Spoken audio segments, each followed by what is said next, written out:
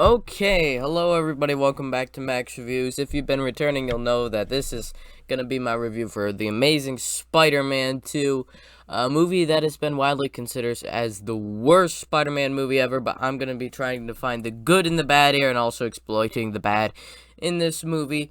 If you're new here, thank you for coming here. I've noticed, big surprise, but my channel got my most viewed video ever, and the Darwin B. Kid 2021 movie review, and as of now, it has 242 views, and nobody liked it, nobody commented it. Like, how are you guys not subscribed if you're clicking on my videos? So, like, subscribe. A bunch of you are watching this stuff, and then you're not subscribed, so please subscribe. This is Max Reviews. I'm Brayden, and this movie is pretty frustrating. You'll hear my thoughts, but let's just get started with the good for this movie. And it is going to be hard for me. It's going to be hard for me to come up with the good, but I feel like this movie has a bunch of potential to be very good. Like, the first two acts of the movie are setting everything up, and in those two acts, I have my frustrations. There is some bad, there's some good, but for the good, we get Spider-Man right away. He's doing his stuff. Andrew Garfield and Emma Stone's relationship is as good as ever. I don't think it's as good as in the first one, but it's still, like, as good as ever, I'd say about. And Spider-Man's doing his friendly neighborhood Spider-Man stuff. Gwen is doing the college stuff, and I feel like what they had between those actors was real magic, and it pushed the movie a bit more into the frustrating level than just like, this is horrible. I feel like if you could rework some of the parts to it, it would be very good. I'm serious with this. I think I was watching this and I was like, this isn't as bad as I remember in the first two acts. And in the third act, it falls apart, but also comes together. It's very confusing. But what I mean with the first two acts is we're introduced to our two villains. We're introduced to Rhino almost immediately. He's horrible. I'll get to him in the bad. Not even going to talk about him here. He's not worth talking in the good. We also see Electro, which Jamie Foxx is a great actor, I think. And he is going to be returning to Spider-Man No Way Home. I feel like he worked okay as a villain. In the beginning, his portrayal of it. But I just think the basic thing for him is bad. He is probably the best villain in this movie, though, because he has some cooler stuff to him. But the big sort of standout villain for me here was Harry / the new Green Goblin. And if he had been done right, he could have been like yeah, The Amazing Spider-Man 2 sucks, but it had this good relationship between Peter and Gwen, and it had this good villain. That could have been it. Because the thought of him having to find a cure to him dying, like his father had just died, is very interesting, and he has it, and he's going against Spider-Man. It works really well, and I could forgive that. Like, I checked it a half an hour into the movie, and he's introduced. I could forgive that if they did it good, because the first two acts, he is a very, very good villain, I think. He has these motivations and this stuff, and it makes sense what he's doing. He's friends with Peter, and you feel the dynamic between them, and it actually works really well, and you understand why he's frustrated and where he's going, and why he's being brought out of his company. Sort of like Willem Dafoe Green Goblin in that way. Nowhere near as good, but he's being pushed out of his company. He knows he's going to die, and all this stress is bringing him to go with Electro and try to save himself. And then we get into the third act. I'm going to talk about that in the bad and all the problems with him, but that thought of the character, him being friends with Peter, you buy into it. And it just works. Them talking, like, you still hair dry your hair every day, and it's just like, yes, this seems good, genuinely good. Other good parts to the movie, I think the final battle is one of the best Spider-Man ones, up to this point at least, because it looks pretty cool with the slow-mo. Electro, I don't think the close-up of his face works, but, like, the electric stuff looks pretty cool, and yeah, that's about as much as I could say. They were setting up a bunch of stuff that if they had done a Sinister Six movie, I don't think it would be good. If they're doing Sinister Six and No Way Home, I think they are. It's going to be very interesting, and I'm going to love just seeing that. Other parts to talk about in this movie, um, some of the stuff with Peter, you just feel the stress building on top of him with he's seeing Gwen's dad. Gwen dies, as we know, and just she's leaving, and then they're together, and then that he's losing his friend Harry. He's got the Electro guy going on, and then he's got all this stress building up on him. And those like final 15 minutes, I think, from the point where Gwen dies up to the after the funeral. Well, up to the point where we see the rhino, until we switch to Harry talking to this guy about the rhino. That is genuinely my favorite part of the movie, because you have this amazing scene where you see Gwen die, and the music and all the cues, it's just heartbreaking, because she's the best part about these movies, along with Andrew Garfield. And the performances, they're great actors.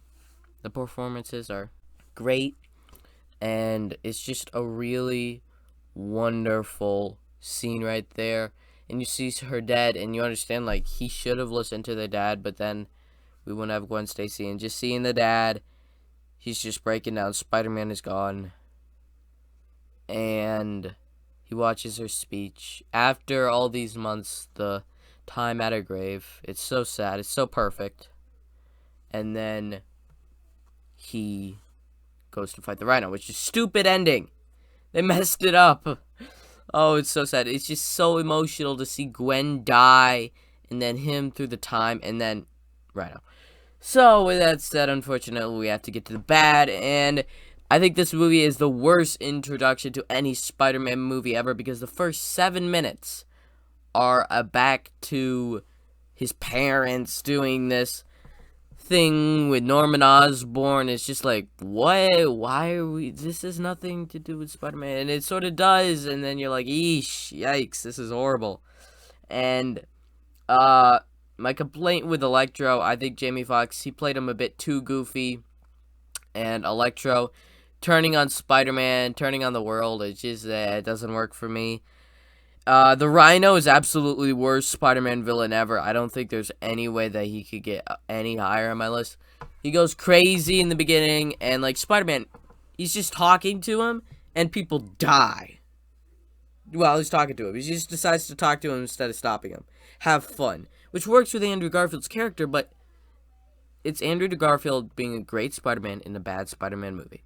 The plot, the story, everything except for the Gwen stuff. If they didn't have that dynamic, these movies would absolutely have nothing on the good. If they had no good relationship between Gwen Stacy and Peter Parker.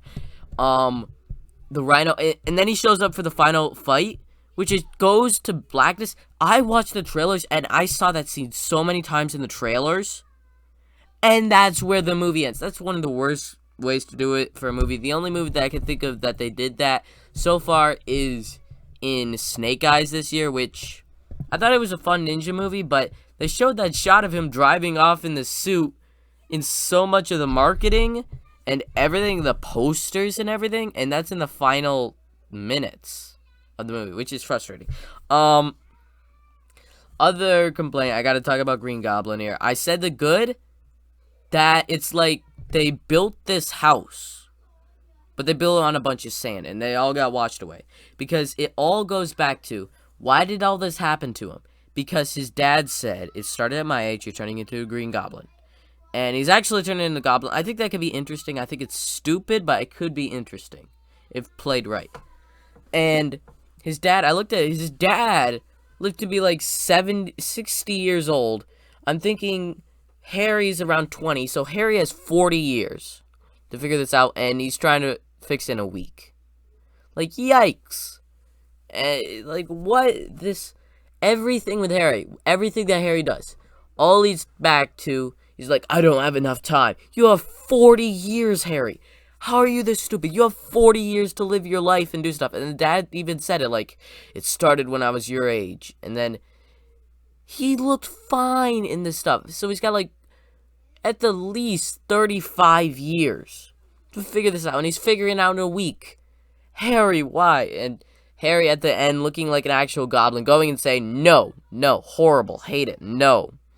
I like that they don't go to the big fight after Electro's defeated. They don't go to a big fight with Harry versus Peter. They focus on Gwen, and they sort of like sideline Harry until the end. That's good for me. But Harry doing that, it's just they could have done something, but they failed so bad at it. And then they set up the Sinister Six. I feel like I wouldn't want an Amazing Spider-Man 3 because Gwen is dead.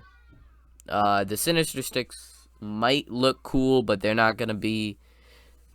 It's gonna be like the Rhino. Like what? They'll do this stuff. They'll do Doc Ock, and there'll be a different Doc Ock, and we'll be like, "Wow, that's terrible." They'll do a Vulture, and then the MCU wouldn't do a Vulture. It's just, I didn't want an Amazing Spider-Man 3. I definitely wanted Spider-Man 4. I did not want Amazing Spider-Man 3. So Amazing Spider-Man 2.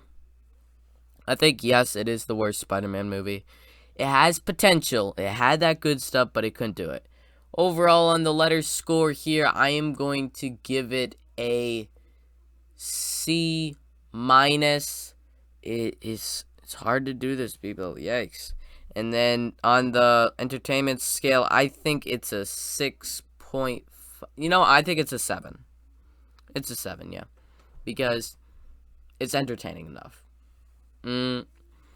So, I think if the movie had been played right, it could have been a B and a 8 out of 10 for entertainment, but it couldn't do that. So, unfortunately, it's not one of the greats.